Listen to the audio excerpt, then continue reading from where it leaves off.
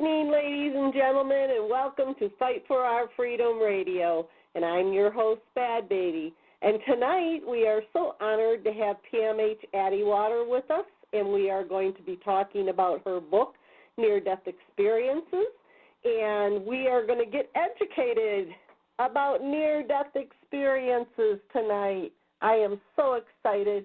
Pmh, welcome to the show. How are you this evening? Well, I'm pretty good. I heard the name Atwater, and I was wondering who you were talking about. Did I say that wrong? Yes. I'm sorry. How is it pronounced? Atwater? Atwater. Atwater. Okay. You're just at the water. I apologize for that. Maybe it's my accent. Well, maybe it's the Badbaby. So for my listening audience that doesn't know much about you, why don't you tell us a little bit about yourself and how you got into writing your books, what happened to you to get you into writing these books. I know you had 3 near-death experiences in 1977, so let's educate the audience a little bit, and then we'll get into your book. Well, I come from the state of Idaho. I'm now living in Virginia, but I'm basically a Westerner. I was studying to be a bank manager. I was, at the time, a bank analyst when I died. And I died not once but 3 times in 3 months. And each time had a near-death experience, and later that year had 3 major relapses. So I was sort of into the 3s, I guess you'd say. But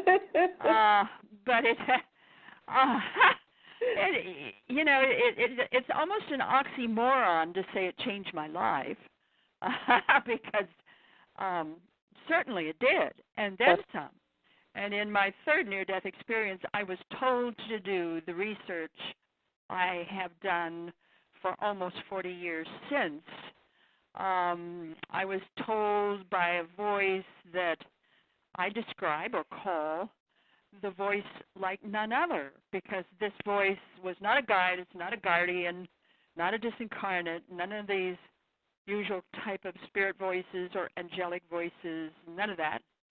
This voice was so big and so huge. It's like it was like all of creation talking to me, and that's why I call it the voice like none other. My sense is it was of God, and that voice said, and I quote, "Test revelation. You are to do the research. 1 book for each death." Then it showed me what was to be in each book. It did not name the 1st book, but it did name the 2nd and the 3rd one. I really think the 1st book was Coming Back to Life, my very 1st book that came out. And then the 2nd one is Future Memory. If any of your people have a chance to get a hold of that book, I think they're going to be very surprised and very thrilled with that book. Mainly because it's not a book. It's a labyrinth. Every sentence, every paragraph, every page is part of the math I use to create the labyrinth format. So when you read the book, you have to read through it like you would walk through a sight labyrinth. And that is to say, once you enter the mouth or the beginning, you go straight through. If you skip around, then you lose the energy. You have to stay on the path. Mm-hmm. And if you do that with Future Memory, then it will bring you up to the next highest point of consciousness possible for you. I need to read that book. Yeah, the book is like a psychotronic device. And can we get the book up here at Barnes & Noble? You can order it, certainly. You can order it anywhere. Uh-huh. I don't know if they have it on their shelves, but it's readily available through Hampton Roads. That's the publisher. Mm-hmm. And the simple title, Future Memory. Mm-hmm. And I think everyone will be very surprised when they get a hold of that book. The 3rd one is a particular manual that I'm still working on. And so I've written all these other books ever since. All of them were just sort of plunked in my lap. That is to say, I never chose to write a single book.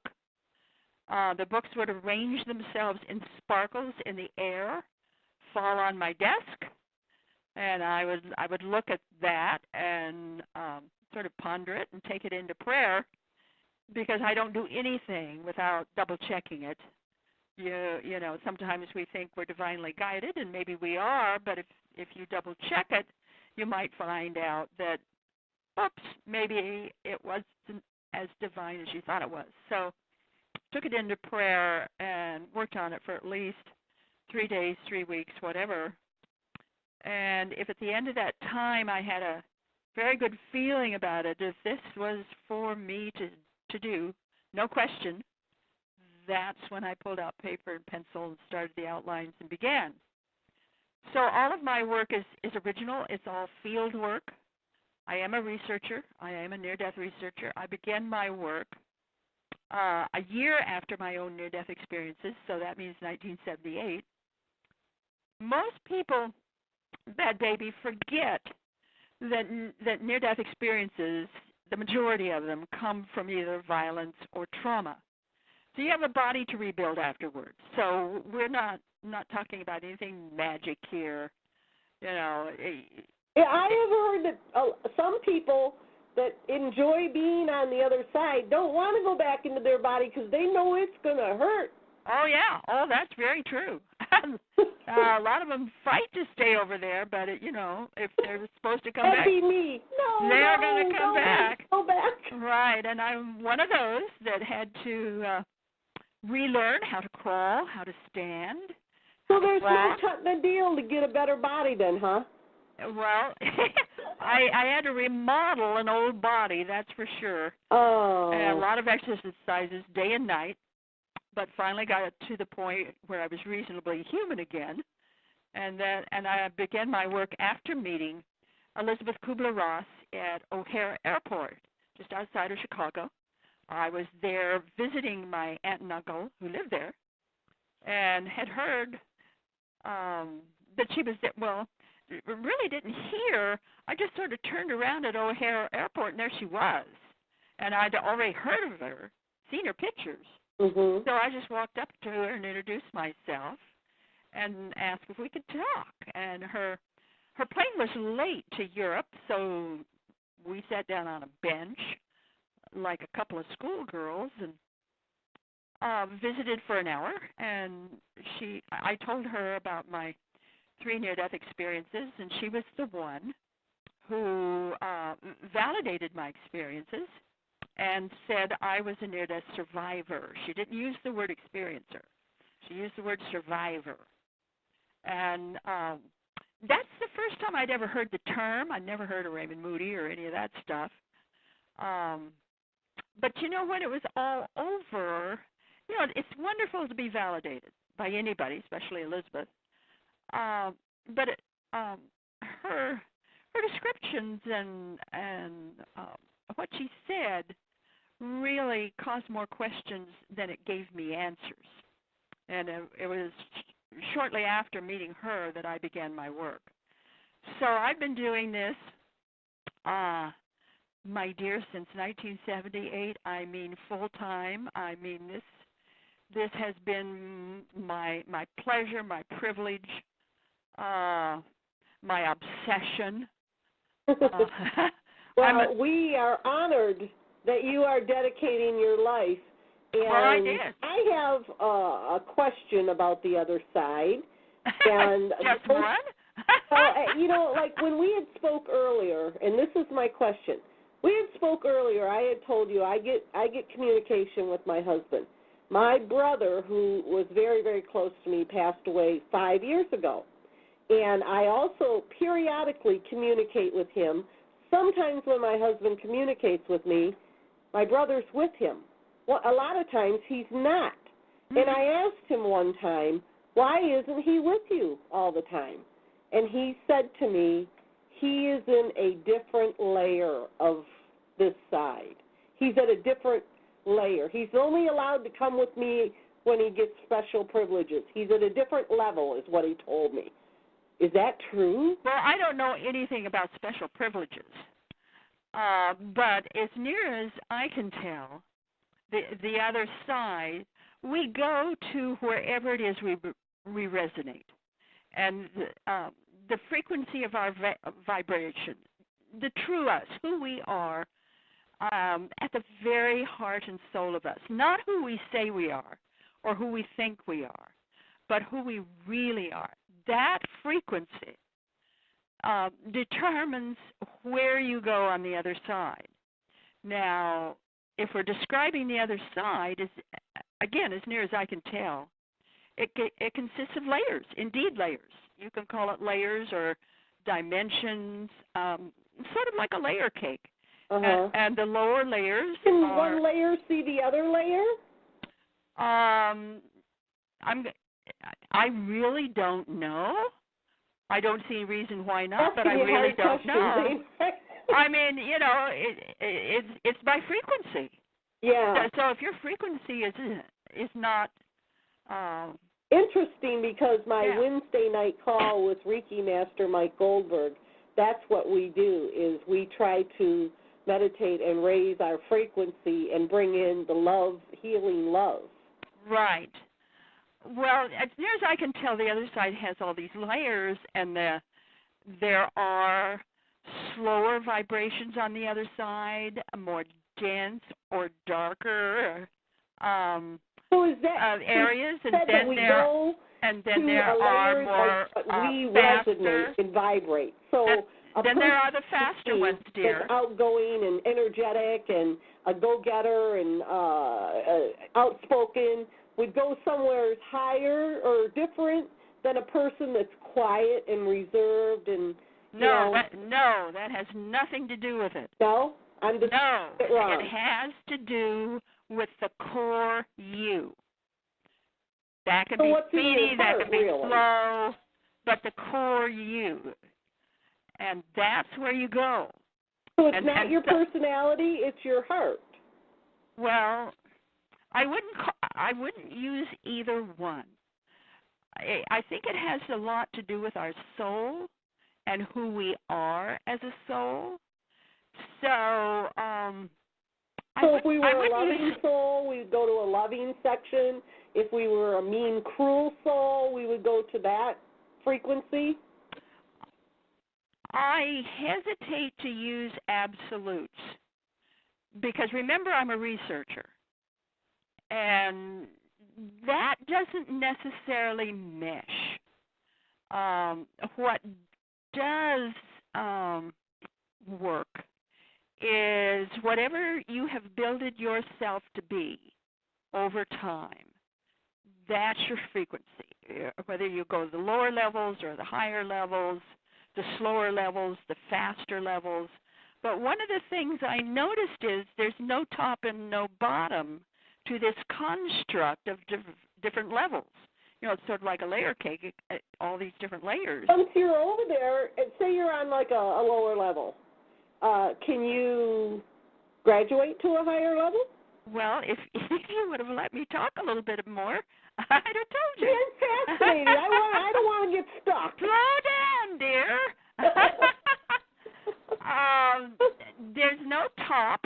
In other words, you're not going to be playing a harp in heaven forever. There's no bottom. You're not going to rot forever in hell. There's no top and no bottom to this construct.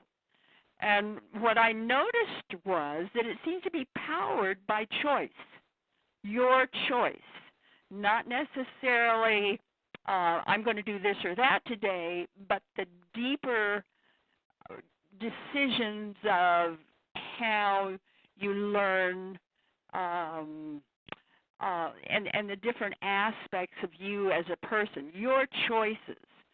And that seems to determine whether you can get out of where you are, change where you are, turn things around. So, it's this business about choice and how powerful our choices are. and where they take us. And now you say where they take us. Who took you? Did you have a spirit guide? You're asking me difficult kinds of questions. I'm sorry. You said where they take us. For a researcher. Because I'm talking about energy. Okay, I'm talking about frequency of energy. And you go to wherever it is you seem to resonate. If you're talking about I being a medium, for instance, and if I go to the other side and look around and come back and bring you information, then indeed I can talk about guides or beings on the other side. As a researcher, what I can tell you is what other people say. And other people invariably talk about beings that they meet on the other side. Sometimes they're light beings. Sometimes they're family. Sometimes they're disincarnates of various kinds. Sometimes they're religious figures. Sometimes they're animals. Many times you're met by pets who've died and gone on before. Sometimes other kinds of animals. So we're met by a whole array of different kinds of beings when we cross over. But some people are not met by anyone at all. They just seem to flow or go with that strong current of energy that's pulling them. No, as near as I can tell, there's no one standing there at the moment of death that says you're going to go here or you're going to go there. Mm-hmm. Rather, it's more energetic, seems to be on the soul level. Again, energy, you're flowing with those frequencies. So I have heard that people have a life review. Yeah, many times. Yeah. The main elements in a near-death experience are the out-of-body experience, and those are always very vivid, very, very real and almost super real. Then there's the light, that special light. Then there's a visitation of some kind, and certainly the life review. And, yeah, a lot of people have that. And invariably, that's described as something that really catches your attention. It can be long, it can be involved, it can be like your life flashes before your eyes. It can be like maybe you're going to a special hall or, a special place where you read the Akashic records or, the Book of Life. Sometimes it's going to a place where there's all kinds of shelves on the wall, and all of the shelves are adorned with TV sets. They're all on, and you go in there and you pick whichever TV set you want to enter and go into and experience that particular part of your life. Other people, they get what we call the biggie, the more radical kind of review, and those are the people that relive, don't just see or view or remember, but actually relive whatever they did, whatever harm they did, whatever they did in life, they relive it. I had one case, a fellow from Chicago. He was more of what you and I would call the mafia type. In his review, he had to live through the pain that he caused anybody he ever hurt, plus he also had to live through the pain and discomfort, the pain of the one he hurt caused. So he's going, let's say, for instance, he shot a man. He would have to then live through the pain of the family of that man or the friends of that man. So he got kind of the double-decker. Wow. He was not only living through the pain he caused others, but he would also have to live through the pain that yet another tier of people who might suffer from that person that he hurt, whatever happened to that person. So this particular fellow that got this kind of like a double-decker, he could never, go back to his old life at all. He, when I met him, he was serving the needy in a soup kitchen. He told me that he didn't know if he'd ever do it or not, but he was certainly going to try to do what he could to make up for the harm he had caused others. He's going to make it up to society to the best that he could. And he was extremely humble, very quiet. Wow. Yeah, just really messed him up. Well, that's a great example of what goes around comes around, I guess. Well, in his case, it certainly is, and all of us, to one degree or another, face who we are and what we became, what happened to us in life. And sometimes you just experience some particular event. Sometimes you get the whole thing. I was one of those. I got one of the radical ones. Tell us about yours. Well, and it was in my second near-death experiences when I got the life review. And in my own case, I relived every thought I had ever thought, every word I had ever spoken, and every deed I had ever done since birth, plus the effect of every thought, word, and deed on everyone who had ever come within my environment, whether I met them or not, plus the effect of every thought, word, and deed on the soil, on the air, on the planet, every aspect of creation. So I got the big one, one of the big ones, and when it was over, I was just so shocked and so stunned. I'm probably like everybody else, You grow up in life and you learn, well, your words, your deeds, be a little careful of them. They might hurt people. I didn't know our thoughts could hurt people. So I learned to be very careful of my thoughts. And that's so weird because last Wednesday, that's exactly what Mike said. We have to be very mindful of our thoughts. Yeah, well. Try to keep us in a positive, happy thought pattern, not go to the negative. Well, I won't say that I'm always in a loving pattern, but I will say now that if I think something that I didn't want, I was ashamed of, or didn't like, or I goofed, right away I'll say cancel, reject. Your brain understands that. Really? And you never say cancel, because a cancel will, you'll cancel your cancel. So you always say cancel, reject. And your brain understands that, and it will do just that. So can our thoughts, PMH, like, for instance, if we're angry at somebody and we get mad and just say, oh, I wish harm to that person, can that thought project energy to inflict harm? Well, it can certainly project that kind of negative energy.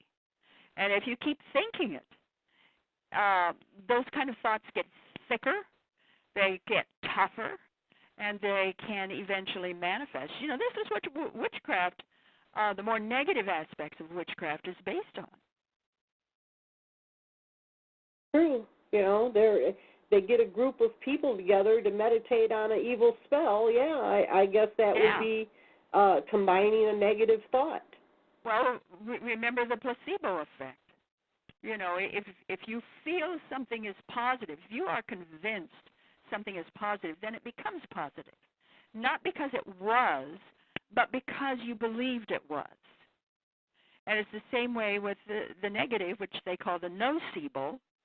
And if you are convinced that something is harmful, then after a while, when you have those kind of thoughts over and over and over again, it becomes that. And that's scientific. I mean, we have scientific clinical studies that show just exactly that. Wow. Well, then everything is truly energy then. Yes. Yes. Our world is an energy world. The other side is energy as well. It's just energy at a different frequency. We don't see it necessarily. We don't touch it necessarily, although some people are very sensitive, and they can do just that. Some people go on to be mediums. Some people are just sensitive and pick these kinds of things up right away, or are able to see energy.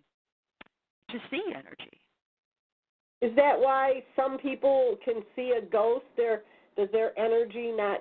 It's like vibrating in between our atmospheres. Well, they're either more sensitive to that energy factor, or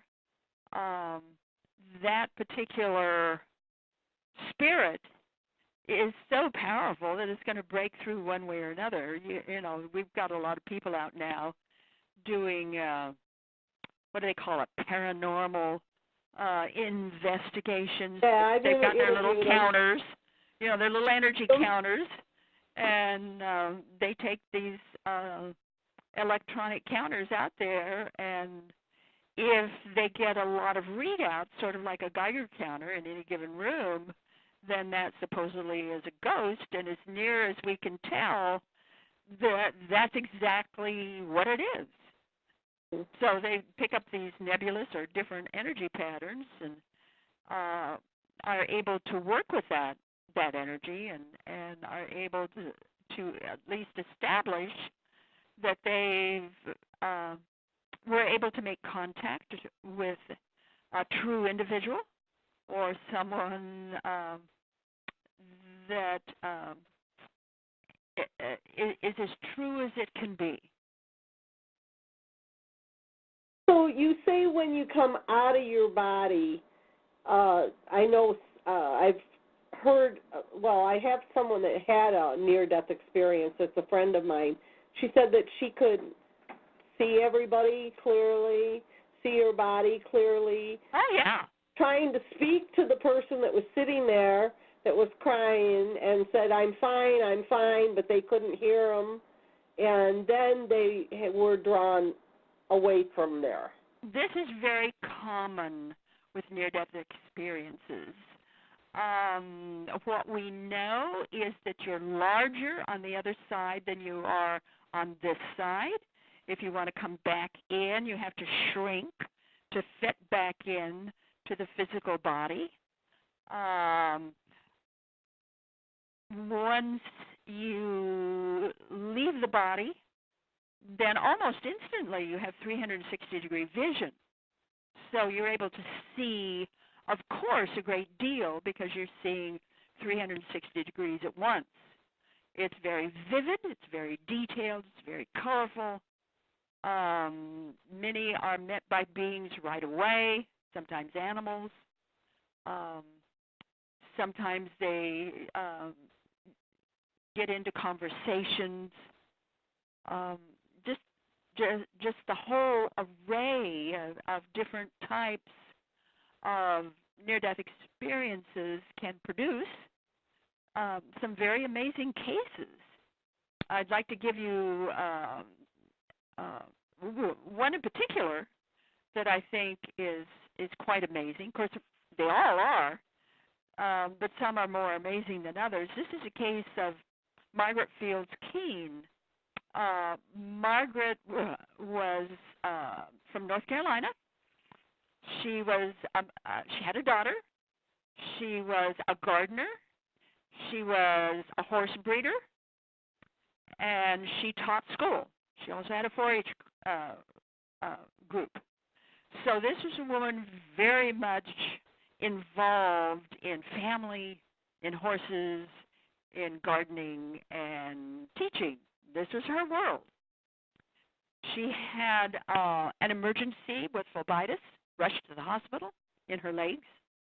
Very, very serious. They had to rush her into surgery. During her surgery, she had a near-death experience. In hers, she died on the operating table, and they were able to revive her. In her particular experience, on the other side was tremendously beautiful greenery. In other words, we're talking lawns or gardens or grass or trees, bushes, a very, very lush green landscape. And ahead of her was a river. And then on the other side of the river was more of this incredible landscape. And she went to the river and she heard a voice coming from the other side, one of these incredibly heavy, deep voices that you can't identify with any kind of guide or guardian or angel of any kind. This incredible voice that told her that she needed to go back, that she was to be a healer, even in darkest Africa. So she came back. She did revive. In the recovery room, there was a fellow on a table, moaning and groaning and in a great deal of pain. And she said, I just immediately went over to him, that's her words, and passed my hand up and down his body, and he went to sleep, no more pain, no more problems. And then she said, there was another room at the end of the recovery room, and all the windows were blackened out. There was no way to see who was in there. Now, bear in mind that she's lying down in her bed while all of this is occurring. That is to say, her body is. And she notices this room at the end of the recovery room, and she just knew she had to go there. So her words, she got up and went through the wall and went to the other side of this room, the other side of the wall. And in there was, again, her words, a white boy burned black. So we're talking about an extreme burn situation. She sat at the edge of his bed. She introduced herself. He could see her. He could hear her. She talked about dying. She talked about the other side, that it didn't hurt to die. And she described, what death was, and that it would be all right if he left, that his mother and his father would be all right. They would recover, that he could tell them everything that she was telling him, and they would understand. So she left the room, went back to her body, and now 1 month later, she's out of the hospital. She's in a wheelchair, and she's attending a horse meet in her wheelchair. Her daughter is showing. Her daughter won. So her daughter's name and her name, being the mother of, was introduced to the loudspeaker. Everybody heard this was Margaret's daughter, and Margaret was there. And pretty soon there's this couple that are shuffling and trying to get through the crowd and finally make it to Margaret. And they were the parents of the little boy. And they knew her name because their son told them her name. And he told his parents everything that Margaret told him. And so the parents said to Margaret that what she shared with their son made all the difference in the world. He was able to die peacefully. They were able to accept his death. They were at peace with that. and that they wanted to thank her for all that she had done. And I say to people who hear this story now, that's oxygen deprivation? You know, the skeptics go around saying, well, it's oxygen deprivation, or it's a dying brain, or anoxia, or on and on and on and on and on. You know, how do you explain the case of Margaret Fields Keene and by the way, this case was verified by several other people who were at the horse meet when the parents of the boy finally found Margaret. So, you know, these are the kind of things that we face in near-death experiences that really make us stop and take a good look at what we call life and what we call death. Another case that's very jarring in many ways. This is a woman, I'd say her age, maybe early 30s, not sure, but I'll say early 30s. And she's driving. She's out driving in the countryside. There is an intersection, and a truck goes barreling across the intersection the other direction than she is, and hits her. There's, you know, the loud crash. She's dead on the scene, at least when the emergency crews got there. But they took her to the hospital anyway. They were able to revive her.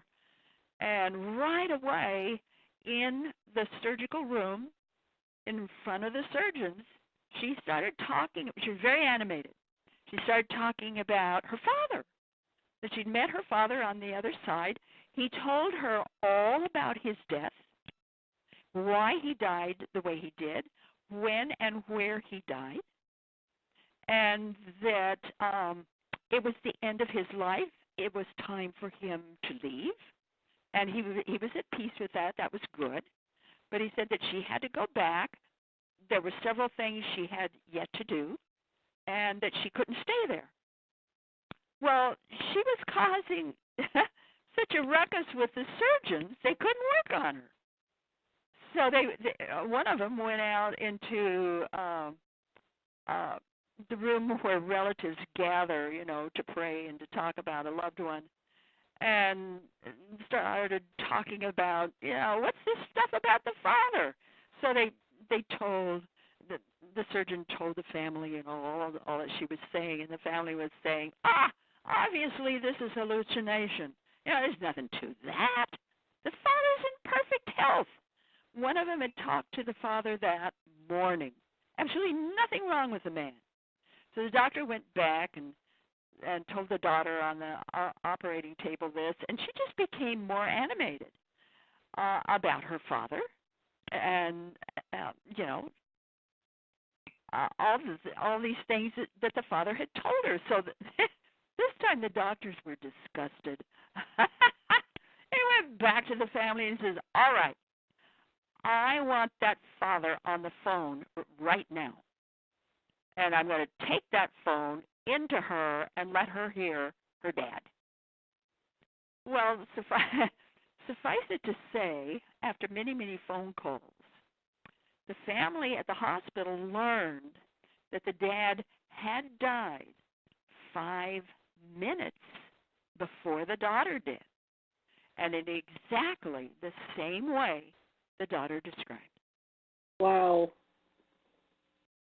So you see, this is what we face as researchers. That it's not that I'm some psychic telling you all about the other side, but rather I'm an individual telling you about what happens to people on this side and the kinds of things they face.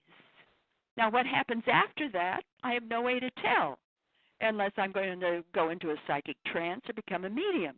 Mm-hmm. But what happens on this side, I can tell you that. Wow.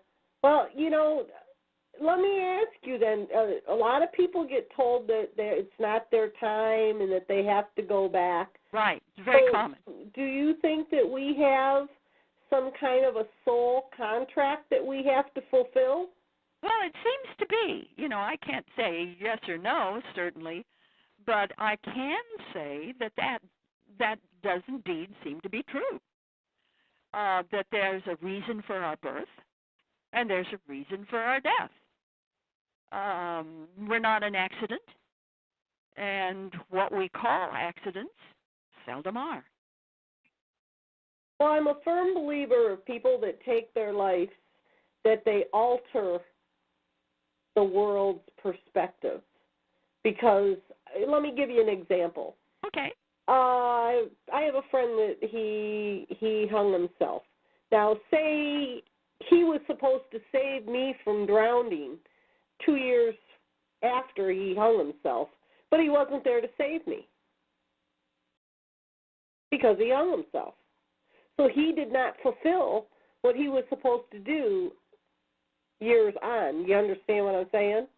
Well, how do you know he was supposed to do that? No, I'm saying as, say that this could be a scenario. Oh, okay. Okay, we're dealing with hypotheticals here. Right. Okay. That the fact that he committed suicide, but in his life story, he was supposed to save my life. The fact that he committed suicide altered my life situation. Well, alterations like that seem to alter the time factor, maybe the timelines. When we're talking about souls, we're just talking about spirits. There seems to be timelines, and that can alter the timeline, and then we get sort of pushed or nudged into an alternate reality, if you will. So, I'm coming from my own studies, my own experiences, long before I died. I was very active in metaphysics. I was very active in altered states of consciousness.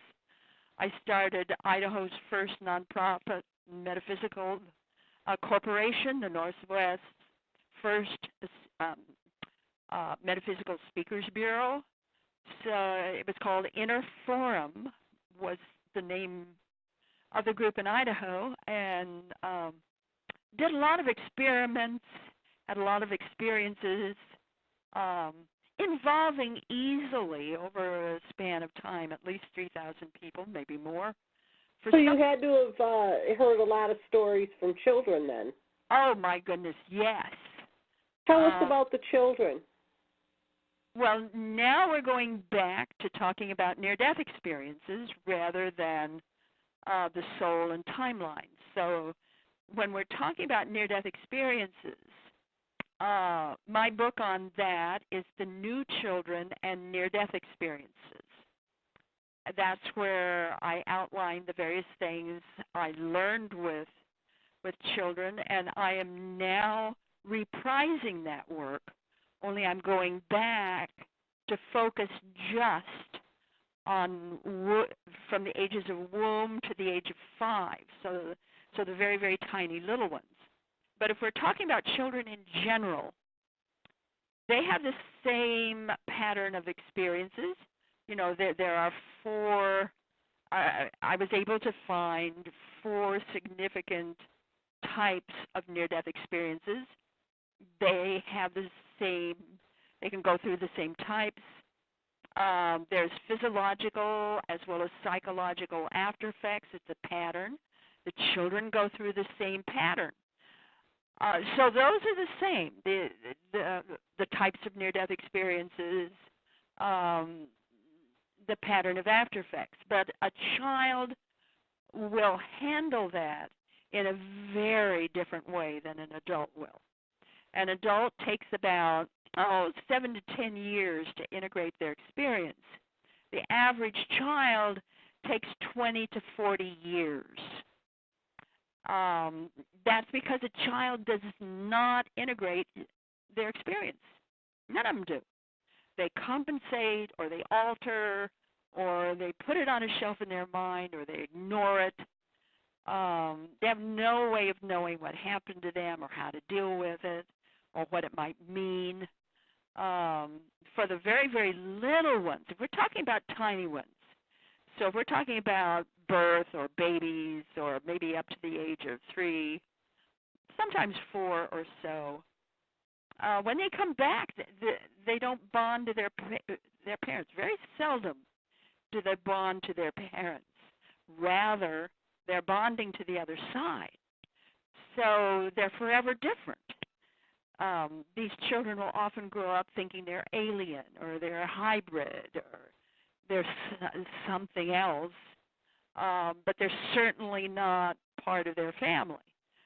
Well, physically they still are, but certainly mentally, emotionally, and spiritually they're not. They're very, very different. But children can be met by the same kind of things that adults can be met by. Most children, however, seem to have what I call the initial experience. That initial experience is usually only maybe a couple of elements. That's about it. Very seldom is it any more than that. But it can be so intense, so deep, that's all they need, and they still get that full play of after effects. So it affects their mind. You know, again, the younger the child, the more you notice this kind of difference with kids. In my original research, there was a 277 of the children. And what I found, once they took a little bit older, they took the IQ test. My original research was birth to the age of 15 years, but most of my experiencers were under the age of 5. Well, if you look at the full span, birth to 15 years, once they took that IQ test, 48% scored IQ score 150 to 160. Now, your average school teacher will say genius is maybe 132, 134. Some will say 136. But these are kids that are scoring 150 to 160 without any genetic markers to account for it. Now, 3 to 5 years, 81% were making that score. From birth to 15 months, so they weren't even 2 years old yet, 96% were making that score, and in fact higher. Most of them began about 183 and up, even into the 200s. So when they came back after a near-death experience, the brain is different. Very easy for them. The brain is very different, extremely different. Now, we know from the after effects, one of the after effects is changes in brain structure and brain function. That's across the board. Doesn't matter how old you are. But with the kids, it seems to be more exceptional. It seems to be more intense. I kind of wonder if it's because they're being hit with this kind of experience when their brain is still forming.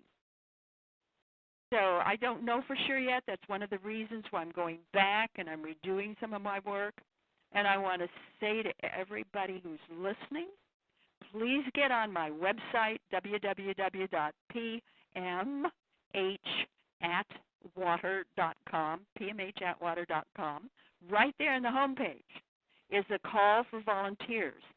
Please download it, read it over. It is not a quiz. Nothing on that page is numbered. Rather, it is a call for you to go back and remember, connect, describe, expand. You know, if something like a near-death experience, maybe womb memories, some kind of marked change happened to you that you can remember maybe in the womb that occurred during actual birth, maybe as a baby or a toddler up to the age of 5, that impacted your life. you grew up maybe feeling odd or different or maybe alien, then please use that. Use that call for volunteers to write your story and send it to me. All the instructions are on that page, and send it to me. I really, really, really need as many accounts as possible. I'd like to have at least 100, maybe 200, so I can search for more of what might be going on here, because I suspect there's a pattern here, a very specific kind of pattern that I want to know more about. I've already written about it in Near-Death Experiences, the rest of the story, and indeed that book is full of things you won't find in any other near-death book. But I want to check some of my information. I want to get more. So if any of your listeners can qualify or think they could, just do it. Send it in. Great. Now, when you had your experience, you say that you were told to write the book. I was told to write 3 specific books, but from that came a whole lot of books. I've written 11 on my findings of near-death experiences, my research. I've written some other books as well, and as I indicated earlier in our show, I never decided to write a single one of them. They all came to me. I didn't go to them. So do you feel like that when you had this experience, this information was like downloaded into your brain? No, by no means. I'm a field worker. I went out into the field, personal interviews or sessions with groups of people, maybe one-on-one. As often as I could, I would get into the homes, have the same kind of sessions with significant others. I would meet with the health caregivers, the neighbors, the boss, anybody who would talk with me. I would check again and again and again, So I'm sure that you had spoken with a lot of hospice nurses. Yes, but more regular nurses rather than hospice, because most of these cases come from accidents, maybe surgery. Uh-huh. So you're talking to ER docs, or you're talking to trauma teams, or just the individuals themselves. And most of my work comes from that kind of one-on-one or group situations where I can get together with a group. I'm a cop's kid. I was raised in a police station, so I use police investigative techniques as my protocol. My dad made it very clear that the body says more than the mouth does. So you're not just interviewing people. You are watching what they are doing with their bodies, how they respond to other people, what their eyes are doing, what their shoulders are doing, so on and so forth. So my work is very, very thorough. No, it was not downloaded.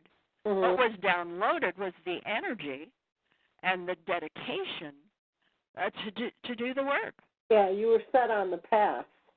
Oh, I was almost forced on it. Well, I don't know how to call that one. That you meet someone in the airport, I firmly believe that is all part of the plan when you run into somebody like that. Oh, I won't argue that at all. These things that we call coincidence, phony baloney. That's no coincidence. It was part of the plan. Well, if you look at my entire life, then you can see how I was guided and trained to do the work that I finally later did. Because I had 5 fathers, 2 mothers, wound up in many ways raising myself. I was born at a time when learning disabled kids, nobody ever heard of such a thing. I was born with dyslexia and synesthesia, which is a conjoined senses. So in first grade, I was considered to be a liar, and I learned very hard and very early in life that whenever I told the truth, I was punished. Whenever I lied, I was praised, and that took life upside down for me. And I ran out in nature. Nature never lied to me, and met then spirit keepers of Idaho's deserts and canyons. So did a lot of that. Also, in the first grade, was Pearl Harbor. I remember very vividly all of Pearl Harbor, the air raid drills, the victory gardens, rationing, all of this kind of thing. And there were so many people in our neighborhood who died in the war effort. So I was very haunted by all these deaths and all the things that came after. I was a very, very sensitive child, almost an empath. So whenever someone else suffered, I suffered too. And went through all kinds of tests and difficulties as a child. Finally decided that, okay, when in Rome, you do as the Romans do. That is to say, I need to be like other people. I can't be super sensitive. Doesn't work. So I got to toughen up and be like in Rome. So I did that. Finally graduated from school. Not the upper 10%. I told everybody the upper 11% because I missed the other 10% by 1 point. So I said I graduated in the upper 11%. And then I determined to be, right away, fell in love, married, had children. And then I determined to be the world's most perfect wife and mother. And, I baked my own bread, gardening. I raised my own food, and on and on and on. For a family of 5, of course, that was back in the good old days. For an entire month, I spent only about $14 and maybe 57 cents for the entire month for groceries, because everything else I raised or made myself, cooked myself, and that was the month of December when I bought extra things for Christmas cooking. So I was very frugal. Even made my own, sewed my children's clothes, made their own toys. I mean, I was very frugal. Well, you had a hard life. I could see that you would be, especially if you went through Pearl Harbor and all that. I mean, oh yeah, I was one frugal cookie. And then became a secretary. Joined the secretarial ranks and practically wore myself out because I had all 3 kids in the hospital in 1 year, not at the same time, and then one in twice, and had what the doctors called a mild nervous breakdown. And it was during that period that I just gave up. I just let go, gave up, pulled myself right out of it. But what helped me to pull out was I discovered Edgar Cayce. I discovered metaphysics. I discovered this clever word called quote-unquote psychic. Never heard the word before. And once I was introduced to this new way of thinking, then I took off like a jet plane, I'll tell you. I got involved with everything, studied everything, actually did it myself, conducted experiments where other people could do it too, measured it, looked. I was always, I did my first double-blind study with a control group at the age of 5. So you knew I was one of these spooky people that had to get to the bottom of everything. And because of my disabilities abilities I was born with, I had to prove it. You know, I couldn't take anybody else's word for it. I had to demonstrate, had to prove. So that's what I did. So here's this this person that is trained this way from birth almost, and after I died, hey, I become a researcher by the voice like none other. Well, my dear, that was probably all planned. You know, I can't say for sure, but I strongly suspect so. And who else but someone like me to tackle this kind of job? Pick the right person. You know, it's sort of like the rest is history. Well, you know, you said that some people bring back side effects. Tell us of some of the side effects that they bring back with them. I don't know what you're talking about with side effects. You mean after effects? She has electrical sensitivity ever since she had a near-death. That's one of the after effects. Okay. There's about, maybe 71 to 75% of my research base had electrical sensitivity. I'm also one of them. If we talk about the physiological after effects, which no other researcher to any extent does, then we're talking about changes to brain structure and function, changes to the nervous system, the digestive system, skin sensitivity. Yes, they come back with electrical sensitivity, sunlight and sound sensitivity. They lose a lot of their tolerance for pharmaceuticals, so many of them have to turn to things like homeopathy or vitamin and mineral therapy, energy therapy, you know, more of what we call more holistic or natural means. And that's a big deal with all of us, but especially with children, because the average child is prescribed medication according to age and weight. Well, what if that child had a near-death experience? You know, you're talking about something that could be dangerous or harmful. I'd give you a little quick example here. One of the people in my research base, she's a nurse now, all grown up. She was a child experiencer. She had an emergency situation with lupus, was rushed to Johns Hopkins Hospital.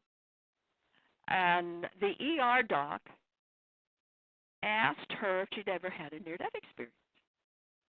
And she said yes, at the age of 7. She says, I drowned. He says, well, tell me about it. So she did. And then he took, I should say he kind of threw away all of the medicine that she would normally get. He gave her the least thing he could possibly give her with the least possible dosage. In other words, he dropped everything again to the least possible that he could give her. And then the next morning she went home, she was just fine. This ER doc, I've been trying to find his name ever since, have not been successful. But this doctor knew about the after effects, the physiological after effects of near-death experiences. And whoever he is, I praise him up one side and down the other. And I say to all other nurses and all other doctors in the field, please learn about this. If you don't get near-death experiences, the rest of the story, that's a summation of my work. Get the big book of near-death experiences. You can get that anywhere, order it anywhere, or you can get it from the website of the International Association for Near-Death Studies. That's IANDS, IANDS we call it, and it's just IANDS.org, www.iands.org, You can get the big book from them. That's sort of like an encyclopedia of the entire field worldwide, but it's easy reading. It's quick. It's fast. You can shuffle through that book very easily because it's written for busy people on the go. There's lots of cartoons in it. There's lots of drawings and pictures and sidebars. You can open up to any page and you get the full story of whatever it is you're looking for. And there's a whole chapter in there for the medical people. Gives you the protocols. So I'm saying to any medical person out there, please get the big book of near-death experiences and read that chapter on protocols. Interesting. Well, it's kind of hard to get people to expand their minds, isn't it, PMH? Yeah. Yeah, but, there's nothing like an experience. Exactly. Our personal experience will change anybody's mind. Yep. Oh, I have quite a few of them on my shows. Well, I bet you have. And I love to expand my mind. And I guess that's why they call me crazy. Well, I hope not, because that's not crazy. That's smart. Well, sometimes people that know too much or are they call me a walking encyclopedia. Well, I can't think of anything better to be. Well, I'd rather have knowledge than walk around with my head in the clouds. Yeah, boy, that's for sure. Yeah. But, one of the things that kind of concerns me with all this talk about near-death experiences, people still don't know the full story. They don't know, quote unquote, the rest of the story. So they'll go they'll go with a personal memoir or something someone wrote, which is wonderful, but they don't dig any deeper. They think, well, that's all there is, and that's the story, and not true. You need to go deeper. You need to go further and learn more about children, about adults, about the kinds of things that can happen. And it's, it's just a fascinating field of study. But it's also fascinating stories to read. Well, I hope that I vibrate on a high energy field and go up to a higher level because I don't want to be fumbling around down there in the dark. Listen, you're going to go to wherever it is you resonate. Well, I try to resonate positive and loving feelings down here. Yeah, well, and have the carry through to carry it out. So, yeah, maybe that'll help. Surely it will. Well, I figure what we put out, we get back. And so I'm the type of person that tries to look for others that need help. I've helped quite a few people that were stranded at the grocery store and I just look for people that need help all the time, and I always go to try to help them. Well, that sounds good to me. Mike says he thinks that I was a healer in a past life. Well, that could be. Because I really do find a lot of information on holistic healing, and like I say, I somehow once I learn it or read it, I carry it with me, and then I'll just run like you did to that lady. I'll run into people, and they'll be talking in line at the grocery store about something that's happening that's wrong, and I walk right up and start telling them how to cure it. Well, I've done a lot of that myself, and in fact, most near-death experiencers afterward, especially the first 3 years afterward. That's what I call the missionary period. So they will do that kind of thing. They'll do just that. kind of run into people by accident that have had near-death experiences too? Well, who's to say accident? You really need to read near-death experiences, the rest of the story, because I tell you where I got most of my cases, over 60%, is what some people call synchronicity. Let me give you an example. At the time, I was working as a telephone systems analyst.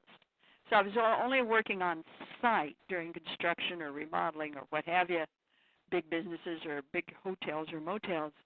And at this particular time, I was in the state of Georgia.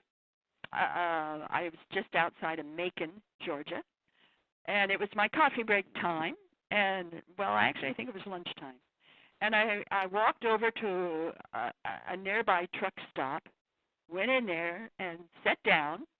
I was having a little bit to eat, and I was just reading out of a paperback at a little table out in the middle of the floor, and minding my own business. And this guy comes up. I swear he was as white as he was tall, and asked, was anybody sitting in that seat across from me at this little table? And looked at him, and I said, well, no. He says, can I sit there? And I said, well, okay. So he sat down and put his arms on the table, looked at me right in the eye, and he says, I want you to know that I still chase women and I still drink. But I died, and I want you to know all about my death. So he started telling me about his near-death experience. I was in Washington, D.C., hailing a cab, and found one.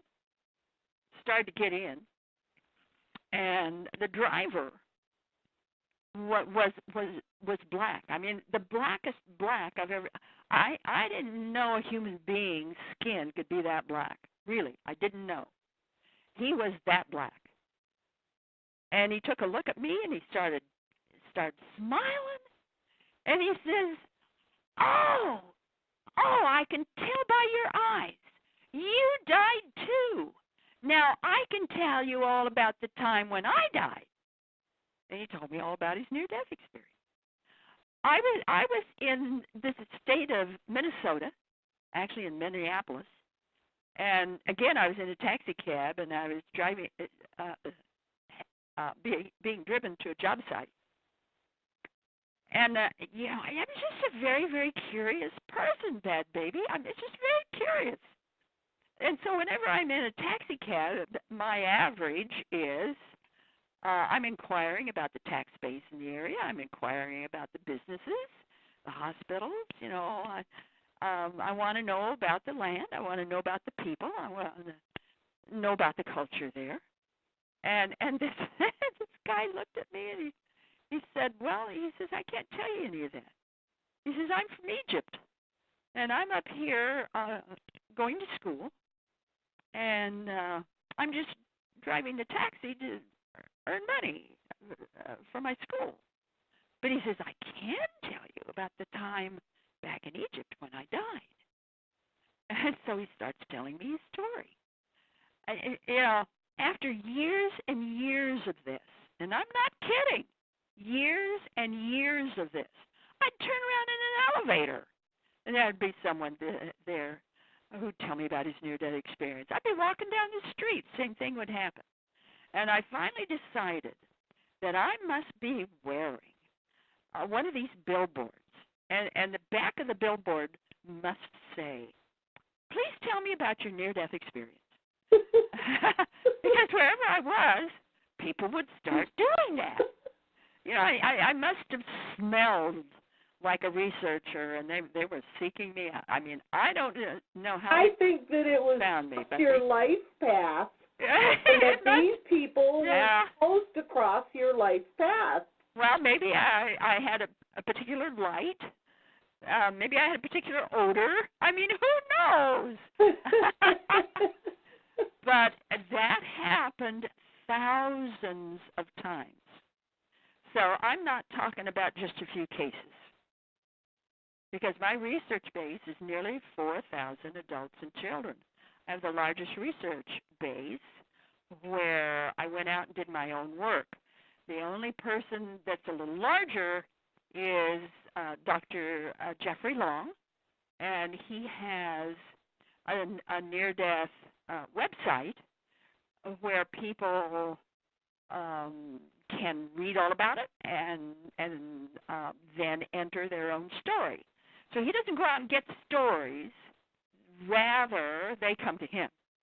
Mm-hmm. And they want to be posted on his website, and then he runs the numbers and all this kind of thing. So that's the way he gets his cases.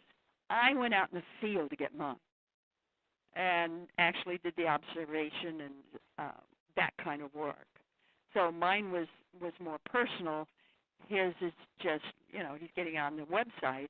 And I'm not saying that that's not good, but I am saying you have to be very careful of these numbers. Because, people are reading what other people said, and that biases your work. I don't care what you say, that biases your work. So the fact that we are all frequency, and whatever level we go to is what we are inside frequency-wise. Have you ever heard of Dolores Cannon? Oh, yeah. Yeah, I knew her for years. Did you? Oh, yeah. She was. Many times we'd get together and talk. She was a sweet lady. Yeah, she was a lot of fun. I enjoyed her and her daughter. I forget her daughter's name offhand, but I went down a couple of times and was in some of Dolores's conferences as a speaker. But yeah, I've known her for years. Oh, yeah, there you go. You were blessed to know her.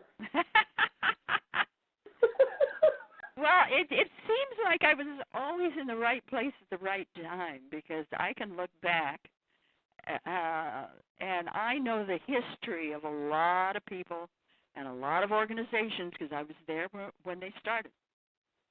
Well, Dolores talks about when she would take people into this hypnotic level that they would experience viewing past lives. They would experience all kinds of things. Yes, she actually said people would go back to actually being just part of the Big Bang, right. Particle. Right. So her books then are full of creation stories, formulas, ideas about how creation began, the who's and what's of science and people and beginnings. And so her books are very rich and full of a lot of ideas, a lot of testimony. And who's to say whether she's right or wrong or somewhere in the middle.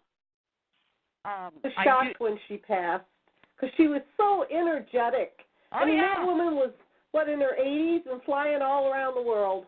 Oh, yeah. Yeah, she was a good Aries, my dear. If you know anything about astrology, she was a good Aries. Really, most Aries people are pioneers. They're out there in front. They're very energetic people. They don't walk. They leap. And, they're pioneers. And she was one that, I think the thing that I loved the most about her is that she thought outside the box. Yeah, right. She didn't let other people's beliefs or the way they felt about things constrict her work. Right. And we both worked the same way. So we both had a lot of respect for each other. Because I didn't let any other research, anybody else, influence my work. Rather, I took my numbers, my findings directly from the people in the field. I didn't get it from some other researcher or some other book. And she was the same way. She worked right out in the field. I'm sure she's vibrating at a very high level. Well, whatever level she is, I'm sure she's having a lot of fun. Yes, I bet she is. I hope I go to her level. I want to party with her. Well, that's Dolores. You want to have a good time with her. But she reminded me of my grandmother. My grandmother was the same. She even resembled my grandmother. But really? Whenever I would watch her videos, she had the same kind of jolly attitude as my grandmother did, and I just really connected. I could listen to her for hours. Well, don't kid yourself. That woman was a worker. Oh, I know. And she knew how to handle anybody. I had heard her on Coast to Coast where she had just gotten back in the country and hadn't slept yet, and he said, well, will you be able to stay up? And she said, I'll do my best, and she did. Yeah, that's our Dolores. Yeah, she's going to be dearly missed. Well, she already is. Yes. But I'm just so glad that you got to know her. That's what an honor. I would have loved to have been able to sit down and visit with her. Yeah, we knew each other for decades. Well, you're a lucky woman. I'm lucky in many ways. Did you know Edgar Casey? No, I never knew Edgar Casey, but I certainly was saved, if you will, by the Casey material back in the 60s, and have been part of the Edgar Casey group ever since. By the way, Edgar Casey had a near-death experience at the age of 5, a drowning, and he did not have or exhibit any of his unusual abilities until after his near-death experience. So he brought that ability back with him. You could say he brought it back with him, or you can say that that developed after his near-death experience. This is what we're seeing in most people. It's the after effects. I did a lot of research on him, and I find it interesting that he was warned that it was making him ill by doing so many readings, and I immediately knew that his poor energy field was being drained. Oh, yeah.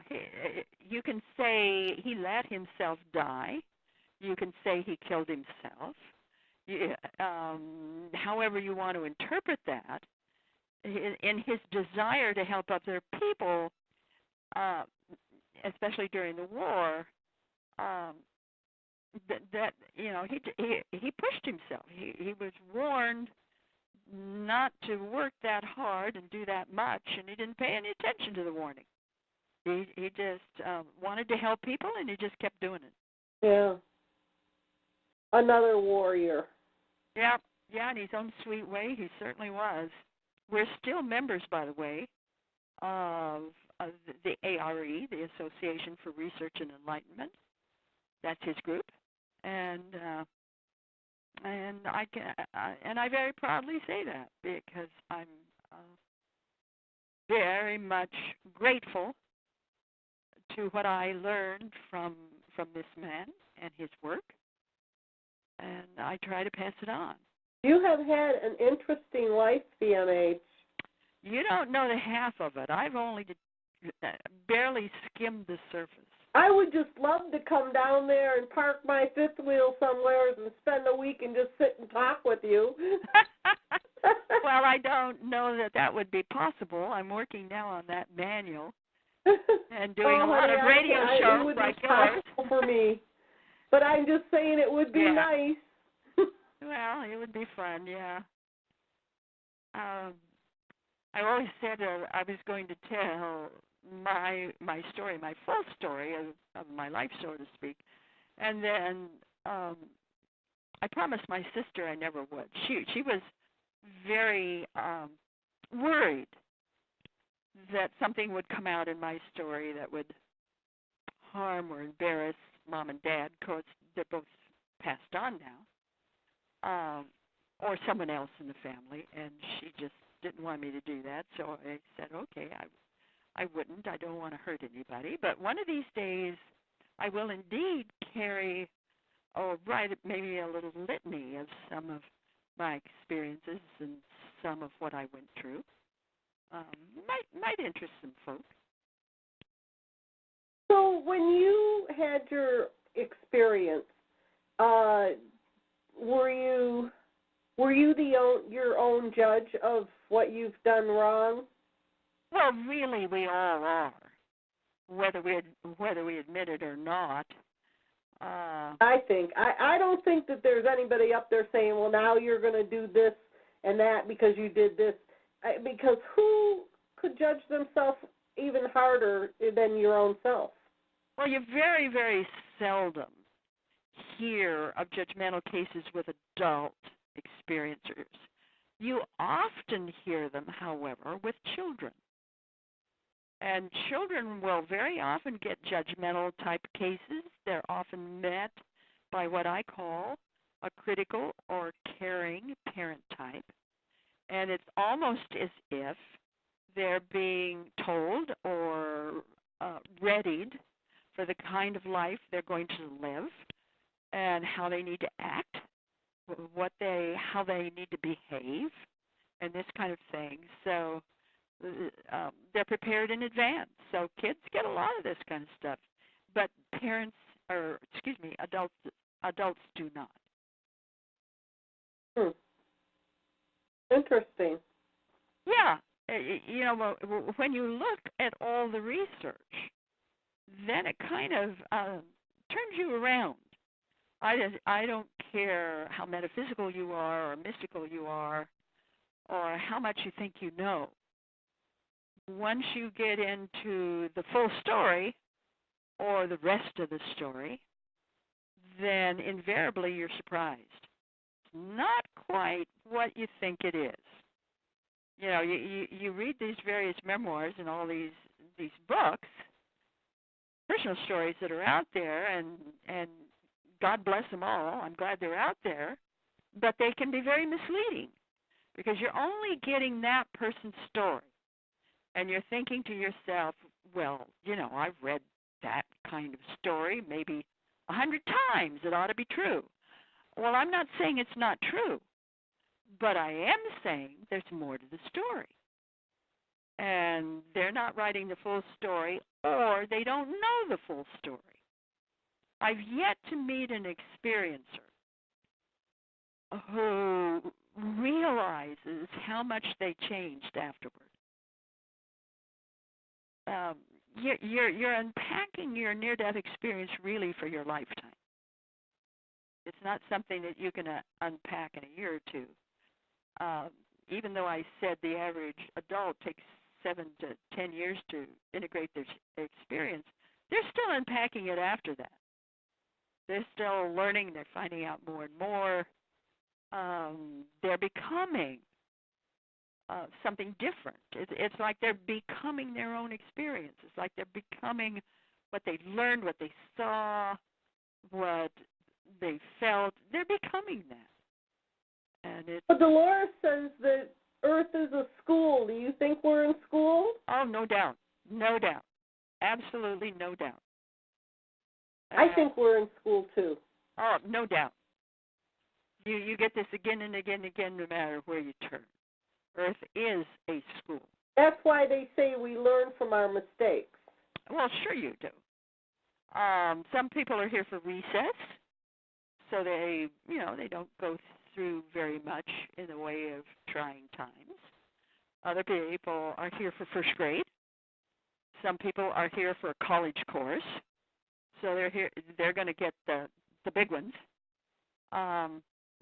We're here for different reasons. But it's still a school. Well, some people don't learn very well. Well, they'll just come back again and again till they do. That's what I think. When I listened to Dolores, when I first started listening to Dolores, and she said, if we don't learn, we have to come back, that's when I snapped too. I said, oh, no, I ain't coming back here. Now, I want to be clear that the near-death experience does not prove reincarnation. It certainly does not prove that. But for most experiencers, right around 50%, come to accept reincarnation as a fact. But the experience itself certainly does not prove that. So I just wanted to be very clear on that. But most of us come to agree that something like that does indeed occur. It may not be quite what we think. It may not work the way we're told it works, but there's certainly something to it. Well, I'm curious then, for a person that has a lifetime of constant trauma, what kind of a school lesson would that be? Well, maybe they're here to just hone their muscles. You know, I can certainly say that I've had a lot of trauma in my life, but that's what prepared me to do the work I'm doing. Yeah. So maybe it's preparatory. Maybe it's not a matter of you've been such a bad person in past lives, or you know you had so much you had to learn, but rather you have to go through this kind of thing so you know what it is, so you can deal with it better in your particular career or what it is that you have decided to do with your life or been led to do with your life. So some of it is preparatory, some of it's schooling. I don't think I can be very careful of absolute terms, because you run into all kinds of snags when you do that. Invariably, there's always an exception. I'll tell you, I learned a lot from listening to Dolores, especially I used to get such a laugh out of her when she would talk about people that came to her and they had illnesses, and she'd ask them, well, what's bothering you? And I hate my wife, and I'll never get over it, and blah, blah, blah. And she said, well, you're going to have to forgive that person or you'll never get better. And they can't connect to that. They don't understand that. Well, the near-death experience, and we're speaking here about millions of people worldwide, all the experiences, all the things that happen to people often are called soul quakes. And they all seem to lead us to the same place. And the near-death experience is not any kind of anomaly. Rather, it's part of the larger genre of transformations of consciousness. So you can get this kind of thing in lots of different ways, like a Kundalini breakthrough, shamanic vision quest, baptism of the Holy Spirit, mountaintop experiences, so forth and so on. The key is always intensity. If it's intense enough, then that's when they all seem somehow to be processes that lead you to this same place.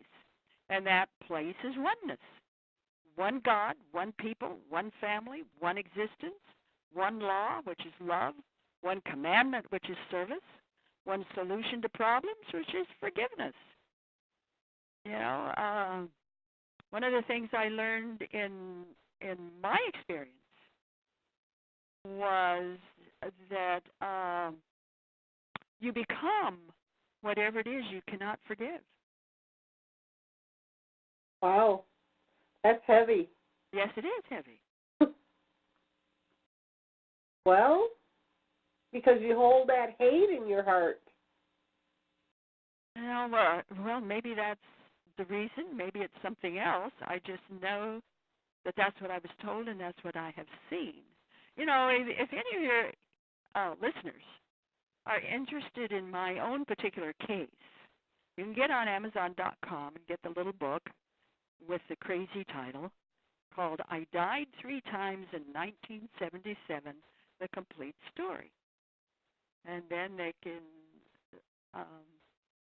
know all that I went through. I was raped and went through a whole lot of stuff, and then witnessed a whole lot of stuff on the other side. I was one of the few who could bring it back, and I brought it back, and that's what's in that little book. And it is little. It's not a very big book.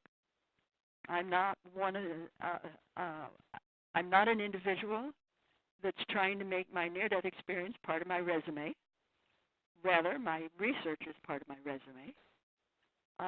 But I will share my experience, and that's the way I chose to do it, is to write this little book.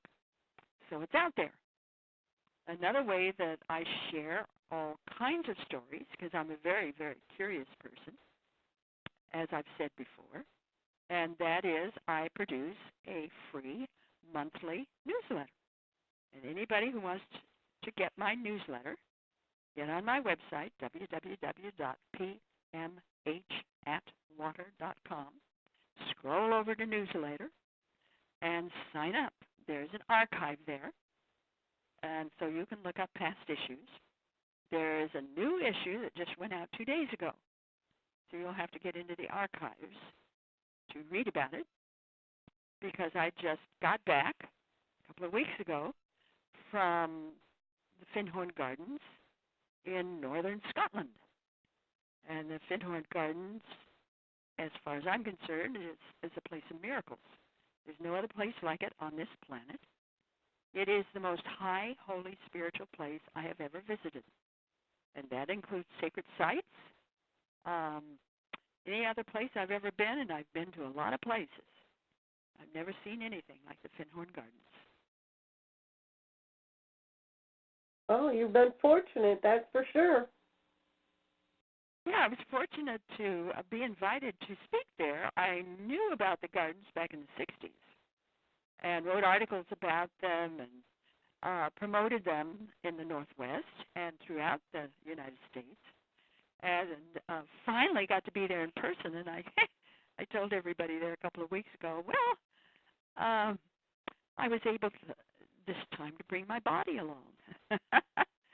So I'm not just there in consciousness. This time I was there in body, too. A lot of the people that you have interviewed for the near-death experience book, were they shown things that they are supposed to do when they're come back, or? Very few. Very few. There were a few like myself who were told that or shown. In Margaret Fields Keene's place, she was told. Some are shown, most are told, but very few. The mafia guy. No, he wasn't told at all. In other words, very few are told. And I had child experiencers have a way of dealing with this, and they say, follow your heart, do whatever it is you feel led to do, and that's your job. Pretty easy. So go by the kids. Well, get my most recent book, which we're going to be talking about later on, actually in the month of December. But get the book, Dying to Know You, Proof of God in the Near-Death Experience. And you'll learn about what children saw as the big picture, what adults saw as the big picture, and have another way of taking a look at this kind of thing. Yeah, we want to let everyone know that PMH will be coming back in November and December, and we're going to talk about her other books. So. Yeah, some of them. November, we get to talk about Children of the Fifth World. That's the new kids. Some people call them the Indigo Kids. And I say, hey, take all these titles, Indigo, Starseed, Crystal, Cosmic, Rainbow. Take all these labels, toss them out the door, and then take the characteristics the labels supposedly described, bunch all those characteristics together, and you have the new kids. If you label them, you wind up doing more harm than good. It's far better to take a look at the characteristics and how they play out and what kind of kids are coming in. And it's a new DNA pattern. That's what we're getting. And that pattern is now global. It's in every population group, every culture. They're spread all over the world now. They are who we are becoming. This is the new human, the new kids, and they're both positive and negative, just like anything else. And in November, we'll have an opportunity to take a good look at the new kids. Well, we need some new kids because the old ones aren't doing too good. That's right. That's right. You know, if we just would all love one another instead of having all this hate and war and evil, the world is just going to hell in a handbag. If we could take war out of our world. If we would respect each other, I think maybe that's a better term. Did you realize that the word love, L-O-V-E, does not translate in all of the countries of the world? And in fact, in a lot of countries, they have no word for L-O-V-E. But if you use the word compassion or altruism, that translates into every culture on the planet.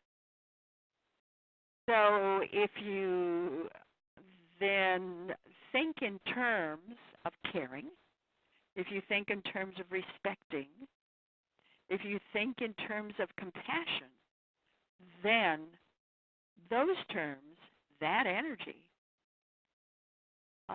the whole world understands. Well, that's exactly what we need. Yes, yes. We need to connect with one another with caring and not, I have this and you have that and I have more than you. You got it, dear. It's not about what we have or things. It's about what we're here for and what we can do. Well, most near-death experiencers come back saying just that.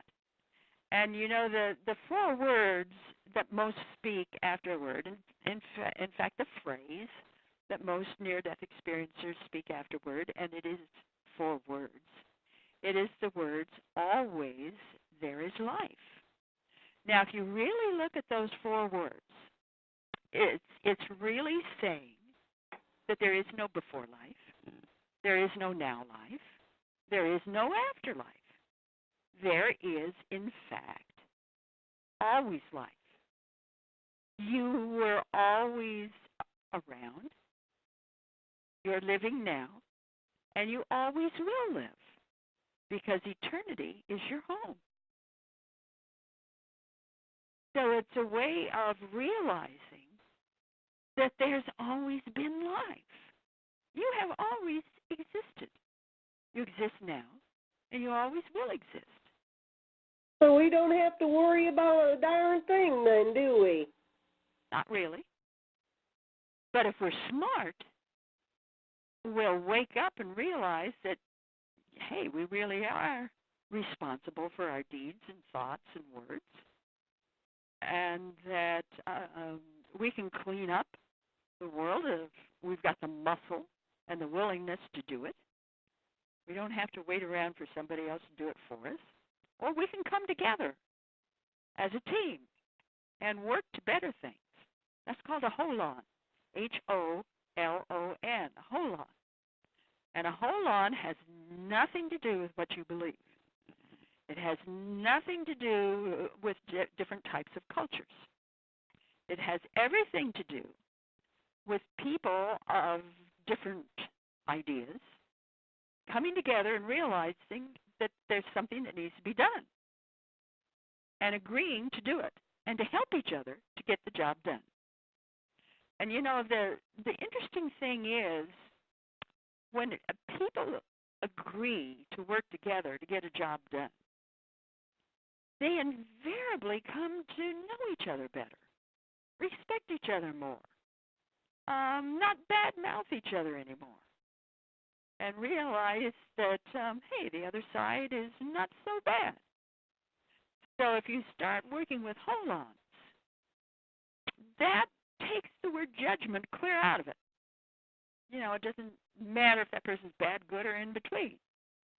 What matters is they're willing to join forces to do the greater good. And just by joining forces, by agreeing to do the greater good, that's when miracles happen. I wonder how we get led down the path like the mafia guy. How did he get led down a path to murdering people and Well, I don't know. Just look at ISIS. Yeah. Yeah, it doesn't matter. I've spent some time in Turkey and in Istanbul. And years ago, when a different individual, rather than the one they have now, is the head of the country, he was very concerned about the Bosporus Straits. Everybody was. Because it was muddy, it was oily, it was dirty, it was yucky, it was steadily getting worse. And so he got the different political forces together and worked with the idea of a hold-on. He'd been inspired to do this in a dream. So he got all these different groups together to agree to clean up the Bosporus. That was their goal. And they did it. They absolutely did it. Today, you can eat fish out of those waters. You can swim in those waters. It's amazing what they did, and they all did it because of this guy's dream that he was going to work with hold-ons. The whole project would be a hold-on. In other words, it didn't matter the different people's philosophies, whether they were Muslim or Jews or witches, didn't matter.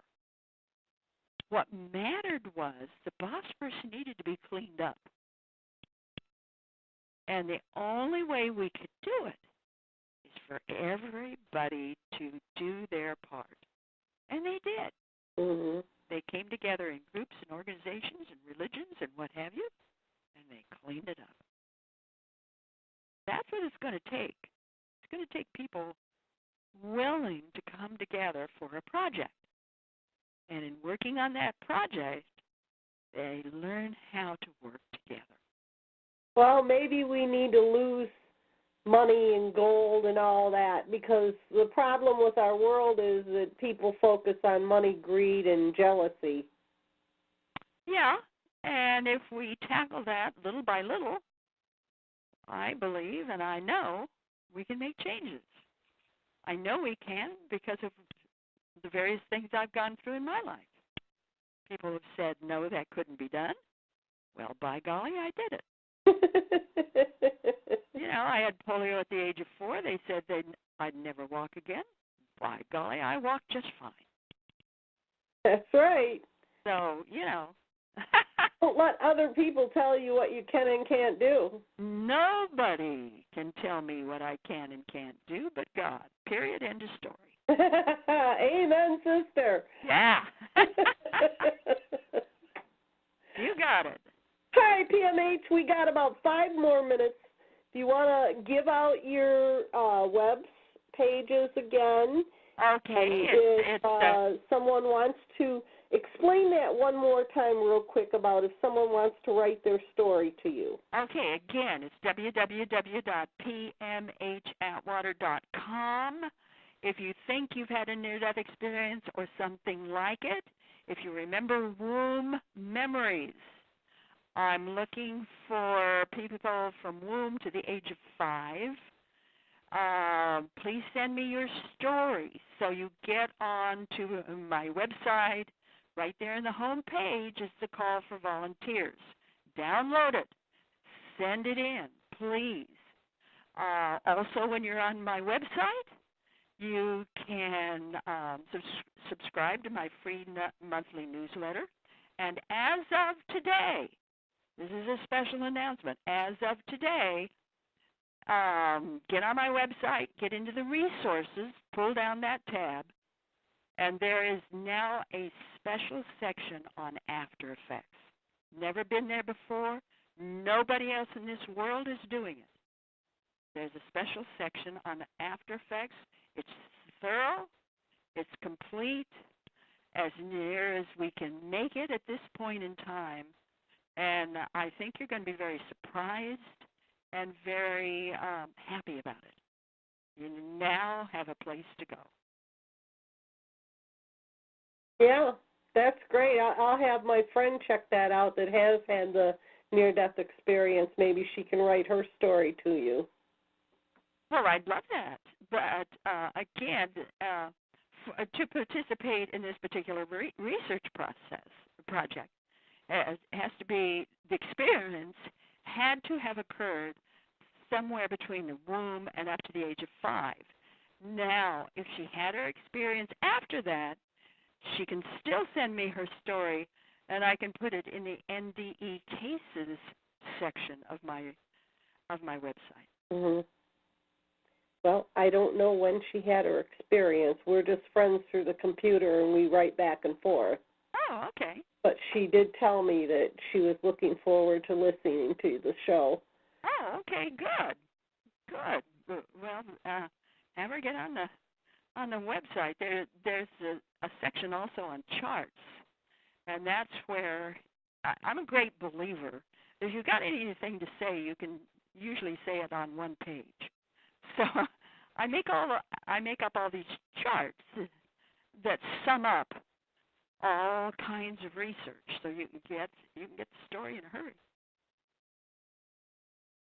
Well, I appreciate all the work that you do, honey, and we thank you for coming on tonight and sharing with us great stories. I am fascinated with you. Like I said, I imagine if I came to visit you, we'd sit up for nights like girls at pajama parties. And I can hear my mother, "You girls go to sleep." But I'm looking forward to us doing the show again next month. Yeah, it's November 20th. Yep.